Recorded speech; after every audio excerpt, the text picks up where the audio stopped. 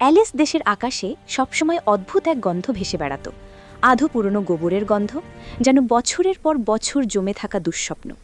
সেই গন্ধের কারণ দূরে পাহাড়ের কোলে দাঁড়িয়ে থাকা বিশাল অজিএসের গোয়ালঘর। হাজার হাজার গরুর বসবাস এখানে, আর বহু বছর ধরে কেউ এই গোয়ালের ভেতরে পা রাখে না। এটা এতটাই নোংরা, এতটাই দুর্গন্ধময়। এদিকে তিরিন্থের প্রাসাদে বসে ইউরিস্থিয়াস রাজা খুঁজছিল নতুন কোনো কঠিন পরীক্ষা। হারকিউলিসের আগের সব অভিযান, নেমিয়ান সিংহবধ, হাইড্রা হত্যা, এরিমান্থিয়ান শুকর ধরা, সব কিছুই সে অমানসিক শক্তিতে সম্পন্ন করেছে। রাজা ভাবল, দানব দিয়ে কাজ হচ্ছে না, এবার এমন কাজ দেব যা দেখে সে নিজেই পালাবে। এবং সেদিনই হারকিউলিসকে দাঁড় করানো হলো সিংহাসনের সামনে। তোমার পরের কাজ, রাজা গলা ভারী করে বলল, অ্যালিস দেশে গিয়ে অজিএসের গোয়াল একদিনের মধ্যে পরিষ্কার করে আসবে। হত্যা, যুদ্ধ নয়, এইবার তোমাকে করতে হবে ময়লার সঙ্গে যুদ্ধ। হারকিউলিস মৃদু হেসে বলল, রাজা, আপনার আদেশই আমার কাজ, আমি যাব। এই বলে হারকিউলিস চলে আসে অ্যালিসে। অ্যালিস দেশে পৌঁছে হারকিউলিস দেখল দূর থেকে ধোঁয়ার মতো ধুলোর রেখা গোয়ালের চারপাশে উঠছে আবর্জনা। মানুষ দূর থেকেই নাক চেপে ধরে। রাজা অজিয়াস তখন সোনার সিংহাসনে আরাম করে বসে। হারকিউলিস বিনীতভাবে বলল, মহারাজ, আমি আপনার গোয়াল একদিনে পরিষ্কার করে দেব, কিন্তু বিনিময়ে আপনি আমাকে প্রতিশ্রুতি দিন যে যদি পারি তবে আপনার গরুর একটি অংশ আমাকে দেবেন। অজিয়াস এতটাই অবাক হলো যে হেসেই ফেলল। একদিনে আমার এই গোয়াল, বছরের পর বছর যার পরিষ্কার হয়নি? ঠিক আছে, তুমি যদি পারো আমি গরু দেব, তবে পারবে তো? অজিয়াসের ছেলে ফিলিয়াস পাশে দাঁড়িয়ে সব শুনছিল, নির্মল চোখ, সত্যবাদী মন নিয়ে। হারকিউলিস বলল, পারবো মহারাজ, শুধু আমাকে একটু সময় দিন। পরের দিন সকালেই হারকিউলিস গোয়ালের সামনে দাঁড়িয়ে ভাবছিল, যেই পরিমাণ গোবর জমে আছে, হাতে করে পরিষ্কার করতে গেলে কয়েক মাসও কম পড়ে যাবে। তখনই তার চোখে পড়ল দূরে দুই নদী, আলফিয়াস আর পেনিউস।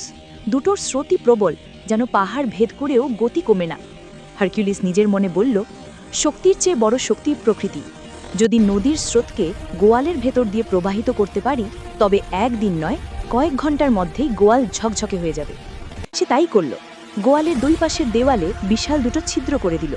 এরপর নদীর ধারায় বাঁধ দিয়ে জোর হাতে নদীর গতিপথ বা স্রোতকে ঘুরিয়ে দিল গোয়ালের ভেতর দিকে। এবং তখন ঘটল আশ্চর্য ঘটনা। দুদিক থেকে প্রচণ্ড স্রোত গোয়ালের ভেতর ঢুকে রেগে থাকা ড্র্যাগনের মতো গর্জন করতে করতে গোবর, মাটি, আবর্জনা সব কিছু ধুয়ে নিতে লাগল। এক মুহূর্তের জন্য মনে হচ্ছিল প্রকৃতি যেন হারকিউলিসের সহকারী হয়ে কাজ করছে।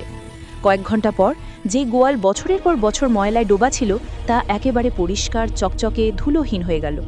হারকিউলিস কাজ শেষ করে রাজপ্রাসাদে গিয়ে পুরস্কার চাইতেই অজিয়াস ভুরু কুঁচকে বলল, পুরস্কার? আমি কখন বলেছি? তুমি তো ইউরিস্থিয়াসের আদেশে আমার গোয়াল পরিষ্কার করেছ। হারকিউলিস বলল, না মহারাজ, আমার সাথে আপনার চুক্তি হয়েছিল। আপনার ছেলে ফিলিয়াস সে কথার সাক্ষী। অজিয়াস রেগে উঠে বলল, ফিলিয়াস, এসো, তুমি কি এই কথোপকথন শুনেছিলে? ফিলিয়াস সোজাসুজি বলল, শুনেছি বাবা, তুমি কথা দিয়েছিলে। এই কথা শুনে অজিয়াস উৎফুল্ল নয়, বরং আরও ক্ষিপ্ত হল। সে রাজ্যের লোকজনের সামনে বলল, ফিলিয়াসকে আমি দেশ থেকে বের করে দিচ্ছি, সে আমার বিরুদ্ধে মিথ্যে কথা বলেছে। হারকিউলিস সেটা দেখে স্তম্ভিত হয়ে গেল। এই অন্যায়, মিথ্যাচার, প্রতারণা তার মনে গভীর ক্ষোভ সৃষ্টি করল। অজিয়াসের এই আচরণে হারকিউলিস রেগে গিয়ে তার বিরুদ্ধে যুদ্ধ ঘোষণা করেন এবং তাকে পরাজিত করেন। শেষ পর্যন্ত অজিয়াস ক্ষমতা হারায়, ফিলিয়াসকে আবার সিংহাসনে বসাতে সাহায্য করেন, আর রাজ্য পায় এক সত্যবাদী শাসক। তবে রাজা ইউরিস্থিয়াস যখন খবর পেল যে হারকিউলিস অজিয়াসের কাছ থেকে পুরস্কার পাবার জন্য কাজটা করেছে, তখন ইউরিস্থিয়াস বলল, এটা তোমার নৈতিক পরীক্ষা হিসেবে গণ্য হবে না, কারণ এর জন্য তুমি পুরস্কার দাবি করেছ। তাই পরে আরও এক দুটি অতিরিক্ত কাজ হারকিউলিসকে করতে হয়। হারকিউলিসের এই কাহিনী হচ্ছে সবচেয়ে অসাধারণ ও বুদ্ধিদীপ্ত অভিযান। গল্পটি ভালো লাগলে লাইক ও শেয়ার করুন, আর চ্যানেলটি সাবস্ক্রাইব করতে ভুলবেন না।